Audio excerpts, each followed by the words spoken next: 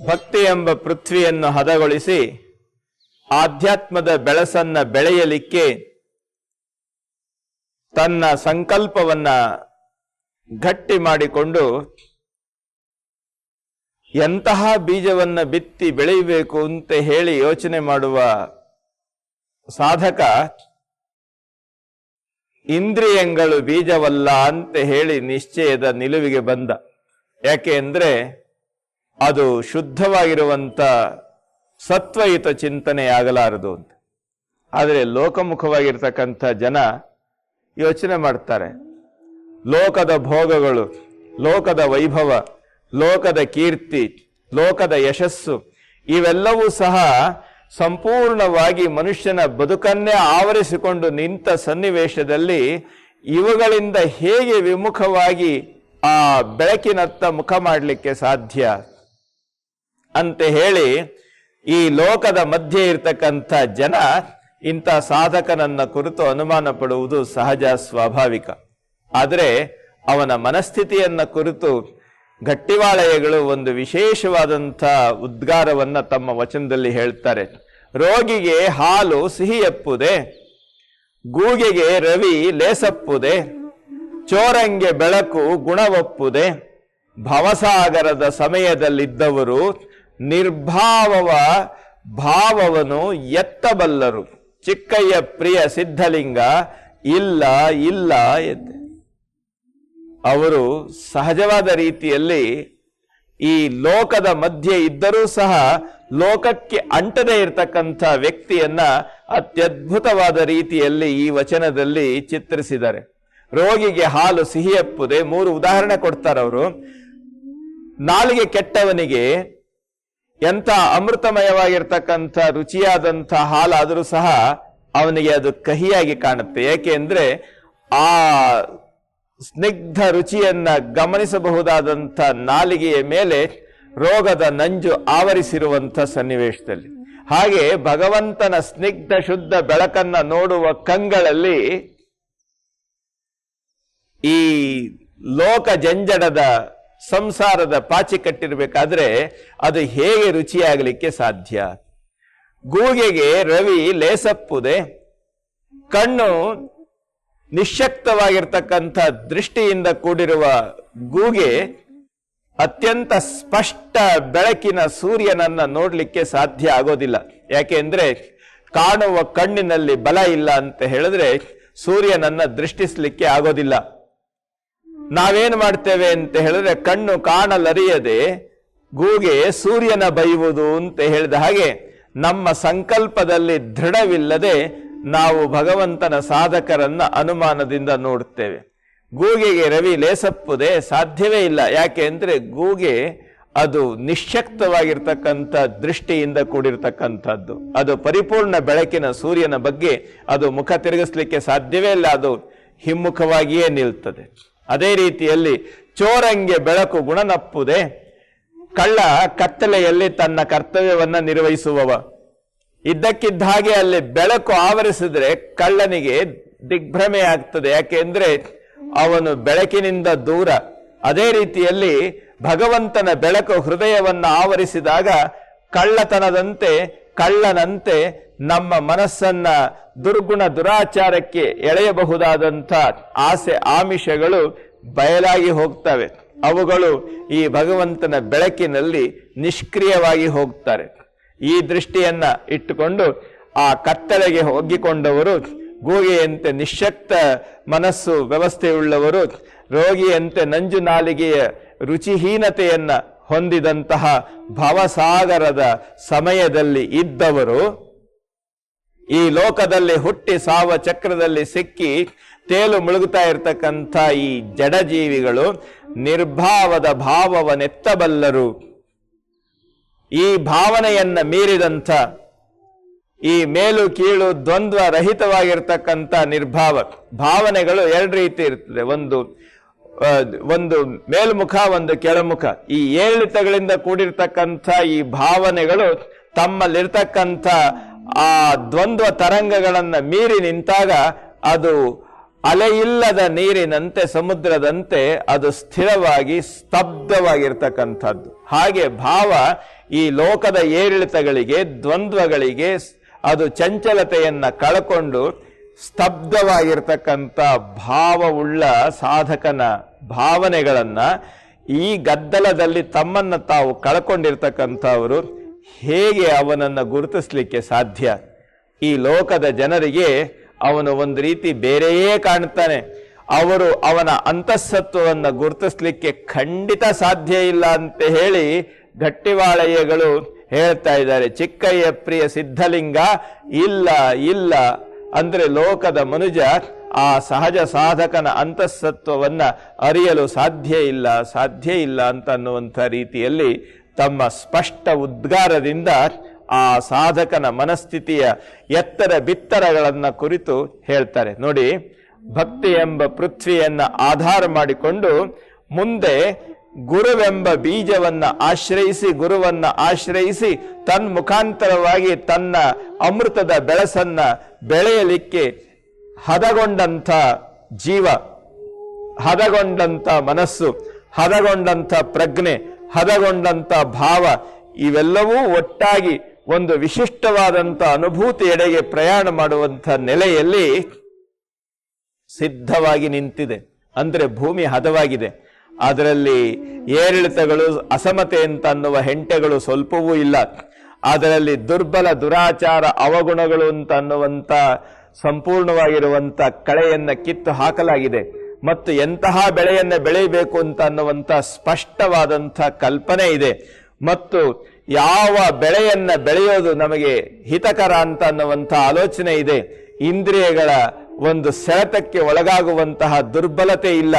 ಮತ್ತು ಇವೆಲ್ಲವನ್ನೂ ಮೀರಿರ್ತಕ್ಕಂಥ ಸಹಜತೆ ಇದೆ. ಇದು ಅಂತರಂಗದಲ್ಲಿ ತನಗೆ ತಾನೇ ಅರಳಿರ್ತಕ್ಕಂಥ ಒಂದು ಸಂಸ್ಕಾರ ಮುಖವಾಗಿರ್ತಕ್ಕಂಥ ಒಂದು ಅದ್ಭುತ ಅಭಿವ್ಯಕ್ತಿ. ಇದು ನೋಡುಗರಿಗೆ ಅಷ್ಟು ಸಹಜವಾಗಿ ಆ ಅಂತಃಸತ್ವದ ಅರಳುವಿಕೆ ಗೋಚರವಾಗದೇ ಇರಬಹುದು. ಯಾಕೆ ಅಂತ ಹೇಳಿದ್ರೆ ನೋಡುವವರಲ್ಲಿ ಆ ಮಟ್ಟದ ಎತ್ತರದ ಸಂಸ್ಕಾರದ ಅನುಸಂಧಾನ ಸಹಜವಾಗಿ ಇರೋದಿಲ್ಲ ಅಲ್ವೇ? ಭವಸಾಗರದ ಸಮಯದಲ್ಲಿದ್ದವರು ಅಂತ ಅನ್ನುವಂಥ ಮಾತಿದೆ. ಇದು ಬಹಳ ವಿಶಿಷ್ಟವಾಗಿರುವಂಥ ಮಾತು. ಏನಂತ ಹೇಳಿದ್ರೆ, ಯಾರು ಪ್ರವಾಹಕ್ಕೆ ಎದುರಾಗಿ ಈಜಲಾರದೆ ಪ್ರವಾಹದ ಜೊತೆಯಲ್ಲಿ ತೇಲುವವರು, ಅವರಲ್ಲಿಯೂ ಚಲನೆ ಇದೆ. ಈ ನೀರಿನಲ್ಲಿ ಕೊಚ್ಚಿ ಹೋಗುವಂತಹ ಎಲೆಗಳಿವೆಯಲ್ಲ, ಅವುಗಳಲ್ಲಿಯೂ ಚಲನೆ ಇದೆ, ವೇಗ ಇದೆ. ಒಂದು ರೀತಿಯಲ್ಲಿ ಅವು ಜೀವಂತಿಕೆಯನ್ನ ನಟಿಸ್ತವೆ. ಆದರೆ ಈ ಭವಸಾಗರದಲ್ಲಿ ಕೊಚ್ಚಿಕೊಂಡು ಹೋಗುವ ಜೀವ ಅದಕ್ಕೆ ಎದುರಾಗಿ ಈಜುವಂತಹ ಸತ್ವವನ್ನ ಗುರುತಿಸಲಿಕ್ಕೆ ಸಾಧ್ಯ ಇಲ್ಲ ಅಂತ. ಭವಸಾಗರದ ಸಮಯದಲ್ಲಿ ಇದ್ದವರು ಅಂದ್ರೆ ಆ ಸಮಯಕ್ಕೆ ಅಧೀನವಾದವರು, ಆ ಹುಟ್ಟು ಸಾವುಗಳ ಚಕ್ರದಲ್ಲಿ ತಮ್ಮನ್ನ ತಾವು ಕಳ್ಕೊಂಡಿರ್ತಕ್ಕಂಥವ್ರು. ಇಂತಹ ನೆಲೆಯಲ್ಲಿರ್ತಕ್ಕ ಜಡಜೀವಿಗಳು ಭಾವವನ್ನ ಮೀರಿದ ಮನಸ್ಸಿನ ಗತಿಯನ್ನ ಪರಿಪೂರ್ಣವಾಗಿ ಉನ್ಮುಖಗೊಳಿಸಿಕೊಂಡ ಸಹಜತೆಯ ಅಭಿವ್ಯಕ್ತಿಯಲ್ಲಿ ಸ್ತಬ್ಧವಾಗಿ ಏಕಾಗ್ರತೆಯಲ್ಲಿ ತಮ್ಮನ್ನ ತಾವು ನಿಲ್ಲಿಸಿಕೊಂಡಂಥ ಒಬ್ಬ ಸಾಧಕ ಜೀವಿಯ ಅಂತಃಸತ್ವವನ್ನ ತಿಳಿಯಲಿಕ್ಕೆ ಸಾಧ್ಯ ಇಲ್ಲ. ಏಕೆಂದ್ರೆ ಅದಿನ್ನೂ ಸಹ ಸುಗಂಧವಾಗಿ ಹೊರಹೊಮ್ಮಿಲ್ಲ.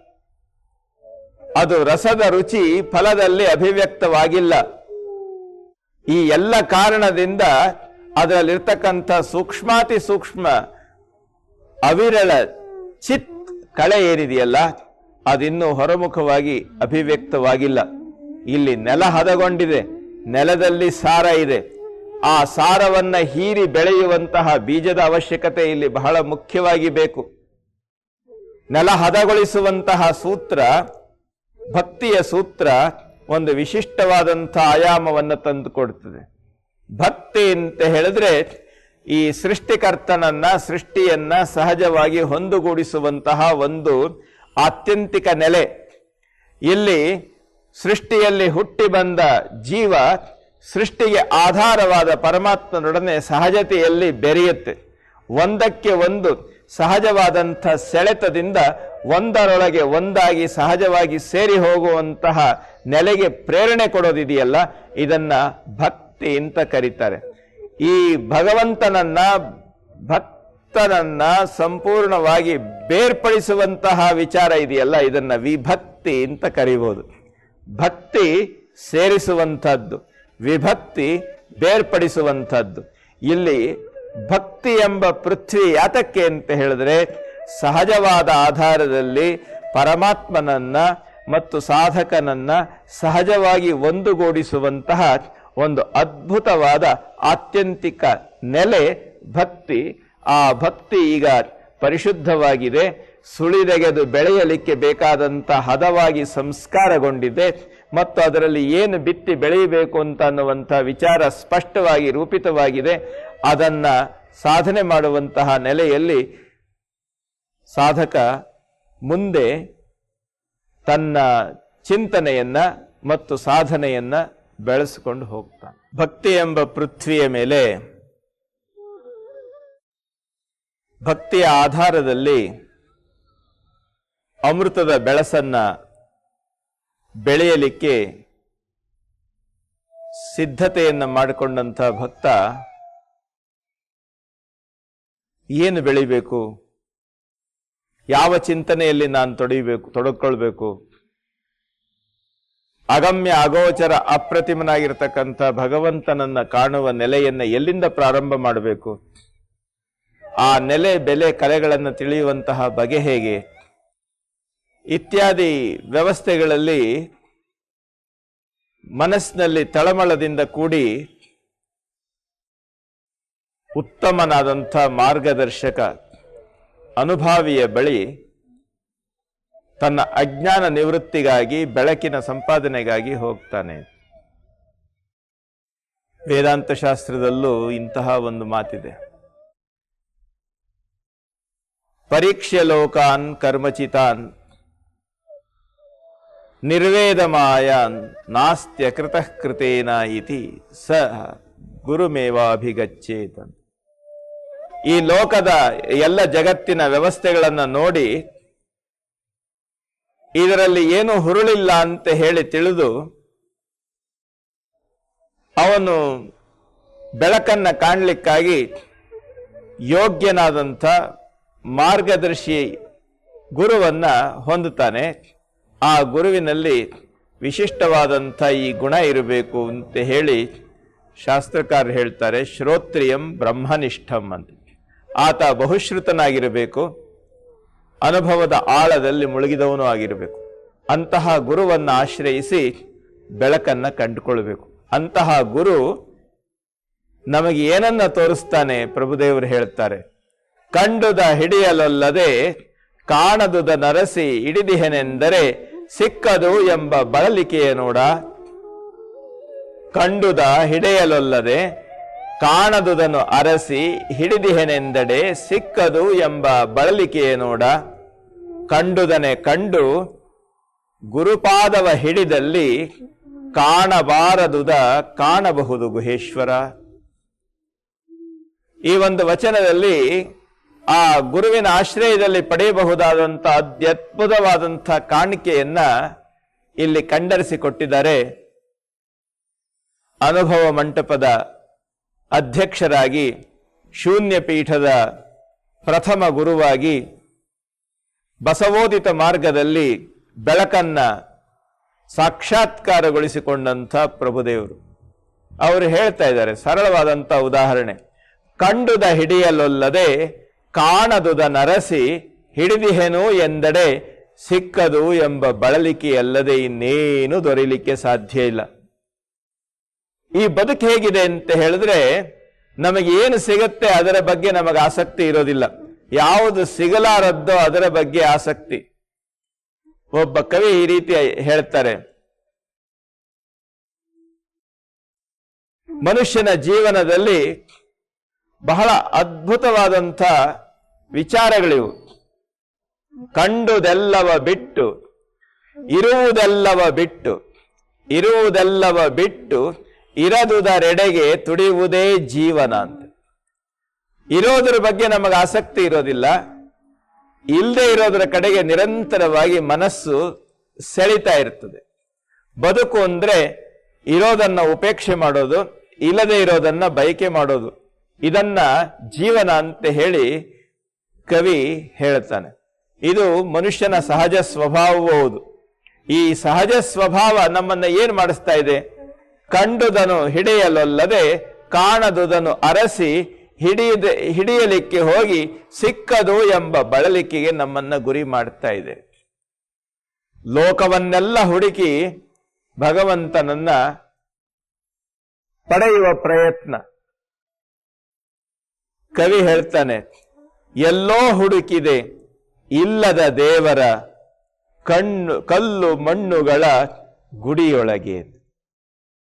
ಎಲ್ಲಿ ದೇವರು ಇರಲಿಕ್ಕೆ ಸಾಧ್ಯವೋ ಇಲ್ಲವೋ ಅಂತಹ ಸ್ಥಾವರಾತ್ಮಕವಾದ ಜಗತ್ತಿನ ಗುಡಿಗಳಲ್ಲಿ, ಗುಂಡಾರಗಳಲ್ಲಿ, ಕಟ್ಟಡಗಳ ಮಧ್ಯದಲ್ಲಿ, ಕತ್ತಲೆಯಲ್ಲಿ ಬೆಳಕನ್ನ ಹುಡುಕುವ ಪ್ರಯತ್ನ ನಿರಂತರವಾಗಿ ಮನುಷ್ಯ ಮಾಡ್ತಾ ಇದ್ದಾನೆ. ಪ್ರಭುದೇವರು ಹೇಳ್ತಾರೆ, ಸಿಕ್ಕದು ಎಂಬ ಬಳಲಿಕೆ ಅಲ್ಲದೆ ನಿನಗಿನ್ನೇನು ಸಿಕ್ಕೋದಿಲ್ಲ ಅಲ್ಲಿ. ಹಾಗಾದ್ರೆ ಏನು ಮಾಡಬೇಕು? ಈ ಅಮೂರ್ತವಾಗಿರ್ತಕ್ಕಂಥ ಅಗಮ್ಯ ಅಗೋಚರ ಅಪ್ರತಿಮ ಭಗವಂತನ ಚೈತನ್ಯವನ್ನ ತಿಳಿಯಲಿಕ್ಕೆ ಹೇಗೆ ಸಾಧ್ಯ? ಅದನ್ನ ಕಾಣಲಿಕ್ಕೆ ಯಾವ ಮಾರ್ಗ?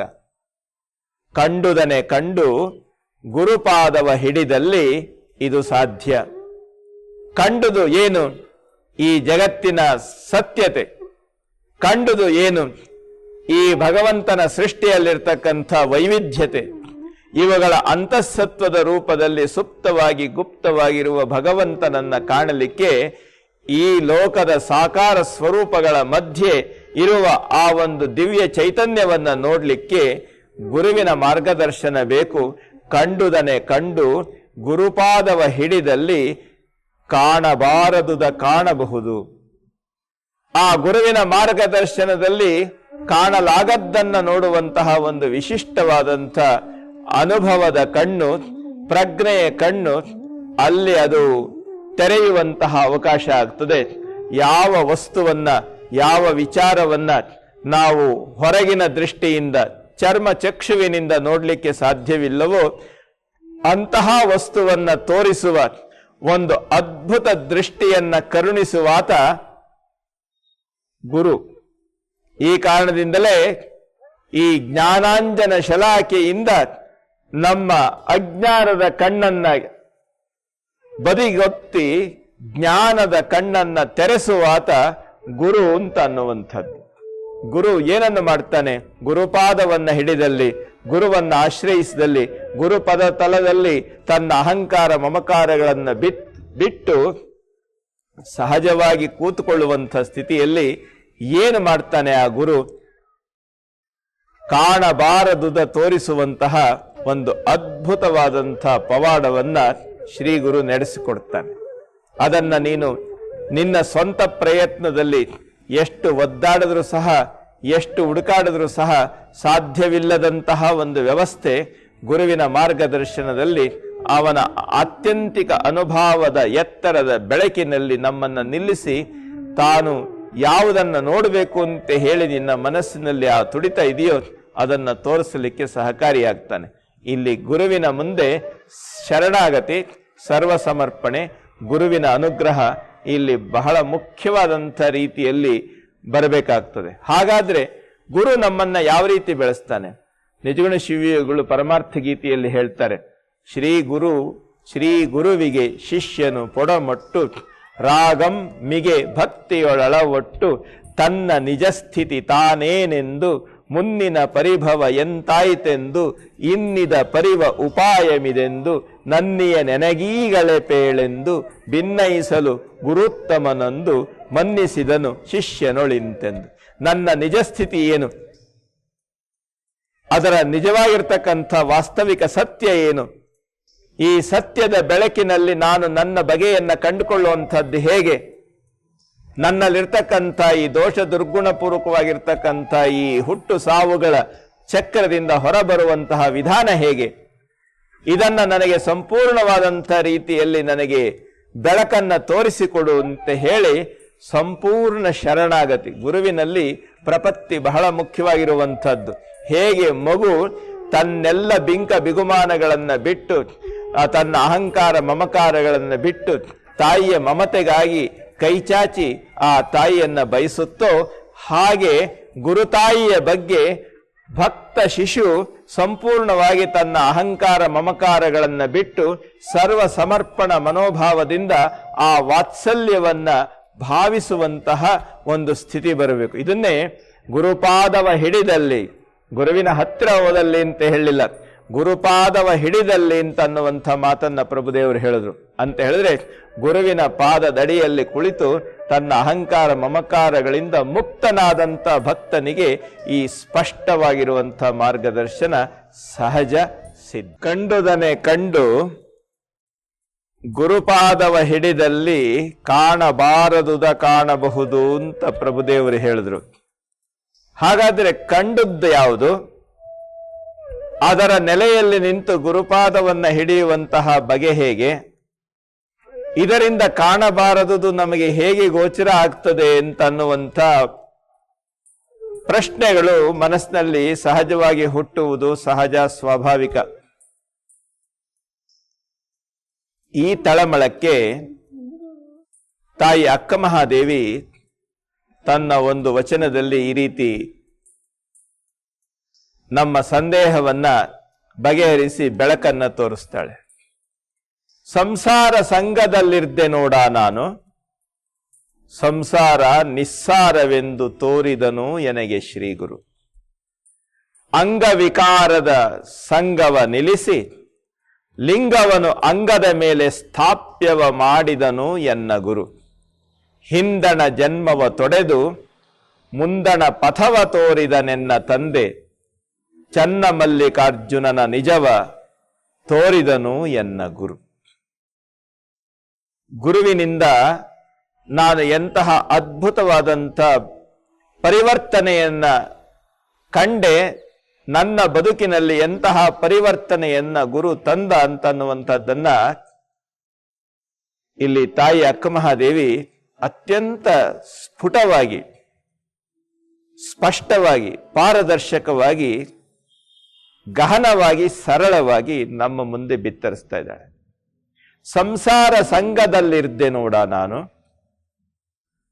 ಮನುಷ್ಯನ ಮನಸ್ಸಿನಲ್ಲಿ ನಾನು, ನನ್ನದು, ತಂದೆ ತಾಯಿ, ಬಂಧು ಬಳಗ, ಮನೆ, ವಂಶ, ಇತಿಹಾಸ, ಕೀರ್ತಿ, ವಾರ್ತೆ, ಸಾಧನೆ, ಸಿದ್ಧಿ, ಸ್ಥಾನ ಇತ್ಯಾದಿ ಇತ್ಯಾದಿ ಇತ್ಯಾದಿಗಳ ಮಧ್ಯದಲ್ಲಿ ಸಿಕ್ಕಿಕೊಂಡು ತರಣಿಯ ಹುಳು ತನ್ನ ನೂಲ ತಾ ಸುತ್ತಿ ಸಾವ ತೆರನಂತೆ ಈ ಸಂಸಾರದ ಎಳೆಗಳ ಮಧ್ಯದಲ್ಲಿ ಸಿಕ್ಕಿ ಹಾಕಿಕೊಂಡು ಒದ್ದಾಡ್ತಾ ಇರ್ತಕ್ಕಂಥ ಈ ವ್ಯವಸ್ಥೆಯಲ್ಲಿ, ಸಂಸಾರ ಅಂತ ಹೇಳಿದ್ರೆ ಅದು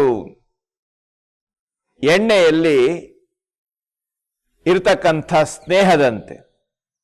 ನಾವು ಅಗ್ನಿಯನ್ನ ಆರಿಸಲಿಕ್ಕೆ ಎಣ್ಣೆಯನ್ನ ಹೊಯ್ದ್ರೆ ಏನಾಗ್ತದೆ?